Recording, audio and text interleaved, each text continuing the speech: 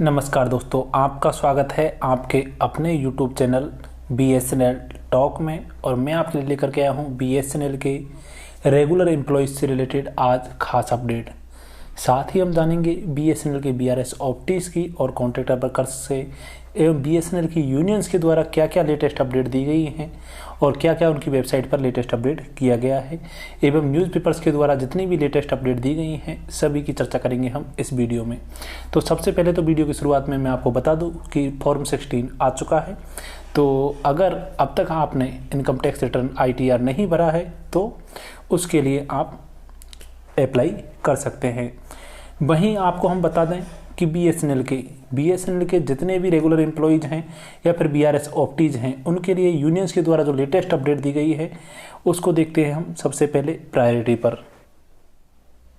तो सबसे पहले तो मैं आपको बता दूं कि जब से टेलीकॉम मिनिस्टर रविशंकर प्रसाद जी के द्वारा ये आश्वासन दिया जाता रहा है कि BSNL और MTNL जल्द ही फायदे में आएंगी और उनके फिर से एक बार BSNL के हार्ड वर्किंग एम्प्लॉयज़ के द्वारा नंबर 1 पर लाया जाएगा, तभी से ही BSNL के अंदर काफ़ी सारे चेंजेस आपको देखने को मिले हैं। और 20 साल की कंप्लीट बर्थडे पर BSNL के द्वारा कई सारे लेटेस्ट प्लान जारी किए गए जिनके अंदर काफ़ी मात्रा में छूट भी दी जा रही है। तो आप जाकर के BSNL की ऑफिशियल साइट पर bsnl.co.in पर जाकर के या फिर BSNL के किसी भी CSC सेंटर में जाकर के या फिर कस्टमर केयर पर इसके बारे में जानकारी ले सकते हैं कि कौन सा प्लान डाटा का या फिर सर्विसेज का है सस्ता।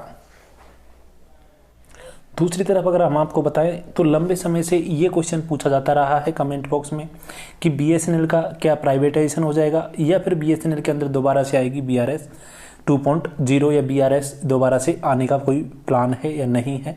तो BSNL के इस मामले से संबंधित सभी लेटेस्ट अपडेट हम आपको यहाँ पर बता देते हैं कि BSNL का हालांकि प्राइवेटाइजेशन में पूर्णतः प्राइवेटाइजेशन नहीं किया जा रहा है, लेकिन जिस तरह सभी PSUs के अंदर या फिर जितने भी, चाहे आप देख सकते हो बिजली बोर्ड को, चाहे आप देख सकते हो अन्य कोई भी सरकारी डिपार्टमेंट को, जिसमें लोअर स्टाफ में जो लाइनमैन का वर्क BSNL के अंदर हो रहा था वही काम अब अन्य जगह पर कॉन्ट्रैक्टर वर्कर्स के द्वारा किया जाता रहा है। बल्कि आप देखोगे तो मैनेजमेंट में ही ओनली सरकारी कर्मचारी होते हैं और सिर्फ जितने भी लोअर स्टाफ वर्क है वो सब कॉन्ट्रैक्टर वर्कर्स के द्वारा किया जाता है। तो वही काम BSNL के अंदर हो रहा है, यानी टावर्स पर और जितने भी टेलीफोन या ब्रॉडबैंड के कनेक्शन देखते थे उन सब जगह पर कॉन्ट्रैक्टर्स धीरे धीरे अपनी पकड़ बना रहे हैं। बल्कि ऊपर का जो स्टाफ है वहाँ मैनेजमेंट लेवल का, वहाँ पर कंप्लीटली सरकारी कर्मचारी रहेंगे। वहीं आपको बता दें कि सेकंड BRS जैसी कोई भी प्लानिंग नहीं है। हालांकि आपको हम बता दें कि BSNL के अंदर अभी भी एम्प्लॉयज़ की संख्या ज़्यादा है, लगभग दुगने से भी ज़्यादा है, क्योंकि जहां पर अन्य जैसे PGCIL में या फिर अन्य सरकारी कंपनीज में 30 से 35 हज़ार या 40 हज़ार तक एम्प्लॉयज़ की संख्या होती है, वहीं BSNL के अंदर अभी भी कर्मचारियों की संख्या 70 से 80 हज़ार है। तो वहीं दूसरी तरफ अगर हम देखें MTNL के द्वारा भी इस समय जब बॉन्ड रेज किए गए, BSNL की तर्ज पर MTNL के द्वारा भी 8 तारीख को जब बॉन्ड रेज किए गए तो आपको बता दें कि उसके जो बॉन्ड की कीमत उचित नहीं मिल पाई, जितने कीमत के बॉन्ड रेज किए गए थे उतनी कीमत नहीं मिल पाई थी MTNL के बॉन्ड्स को। इस वजह से दोबारा इसकी डेट मंथ के अंत में रखी गई है। वहीं अगर हम दूसरी तरफ देखें तो BSNL के जब बॉन्ड रिलीज किए गए थे उनकी कीमत दुगने से भी ज्यादा मिली थी। देख रहे हो कि यूनियंस के द्वारा जब मीटिंग रखी गई 9 अक्टूबर 2020 को, तो यहां पर आप देख सकते हो कि इस मीटिंग के अंदर Shri RK Goyal PGM BSNL corporate office के साथ में ये मीटिंग रखी गई थी यूनियंस के द्वारा, जिसमें बहुत सारे क्वेश्चंस थे जिस पर उन्होंने डिस्कशन किया, जिसमें रेगुलर एम्प्लॉयज़ से रिलेटेड और BRS ऑप्टीज से रिलेटेड सभी तरह का डिस्कशन था। तो हम देखते हैं अब इनको डिटेल में। तो सबसे पहले तो आपको हम यहाँ पर बता दें कि discrepancies in the provision seniority list number 9 of SD for the promotion of DE। तो यहाँ पर आप देख सकते हो कि इसमें कुछ खामियां थी। आपको बता दें कि सीनियरिटी बेसिस पर प्रमोशन की बात कही जा रही थी, जैसा कि ऑनरेबल सुप्रीम कोर्ट के द्वारा डिसीजन दिया गया था, या डेट मतलब कि basis of date of joining के आधार पर ये इस तरह की देनी थी, लेकिन यहाँ पर आपको बता दें कि कुछ एरर्स थी और कुछ खामियां थी, तो उनको इन्होंने ध्यान में देते हुए मॉडिफिकेशन के लिए भेजा है। यहाँ पर आप देख सकते हो कि the modification will be applicable with effect from 28/8/2015 onwards only, क्योंकि उस दिन से कोर्ट का डिसीजन आया था उसी दिन से ये लागू होता है। तो ये जो मॉडिफिकेशन है, the modification will be applicable with effect from 28/8/2015 onwards only. Any RR amendment is applicable from the date and that is the prospective in nature but not in retrospectively. तो यहाँ पर इस तरह से आप देख सकते हो, इसमें कंप्लीट जानकारी दी गई है, आप भी इससे को एक बार रीड कर सकते हो। वहीं जेटीओ से SD promotion and seniority issue, तो इससे रिलेटेड भी यहाँ पर जब डिस्कशन किया गया कि JTO to SD promotion and B explained the stand of union with fact and figures के द्वारा, यूनियन के द्वारा ये दिया गया। तो यहाँ पर आपको बता दें कि relevant ruling and court order in this regard after patient hearing, PGM assured that all the inputs given by stakeholders will be taken into account and AIEL will be prepared accordingly without any deviation। तो जैसा कि आप समझ ही गए होंगे कि उन्होंने कहा है कि इसको पूरी तरह से ध्यान में रख करके और इसकी दोबारा से एक तरह से मद्देनज़र रखते हुए इसको तैयार किया जाएगा बिना किसी डेविएशन के। तो अब अगर हम देखें रिवर्जन ऑफ 2007 LDC SDs और JO 1919 batch pay fixation and recovery issue in respect of Telangana and Andhra Pradesh circle, consideration of request transfers in the cadre of AGM CAO SD और AO। तो इस तरह की ये तो था कंप्लीट डिटेल रेगुलर एम्प्लॉयज से रिलेटेड। अब हम चलते हैं नेक्स्ट अपडेट पर जो जुड़ी हुई है खास करके सभी BSNL के BRS ऑप्टीज से। तो यहाँ पर हम देखते हैं डिटेल में, जिसमें श्री PK सिन्हा जी जो मेंबर ऑफ फाइनेंस है उनके DOT के उनके साथ में ये मीटिंग की गई थी। तो इसमें क्या डिसीजन लिया गया, तो इस मीटिंग के कई सारे मुद्दे थे, जिसमें सबसे पहले तो आप देख सकते हो कि 8 अक्टूबर को ये मीटिंग रखी गई थी, जिसमें pension contribution as per the government rule FR 116 के तहत और इसके अलावा 100% न्यूट्रलाइजेशन ऑफ IDA, यानी आपका DA का 100% न्यूट्रलाइजेशन से रिलेटेड जो कि 1/1/2017 से लागू होना है।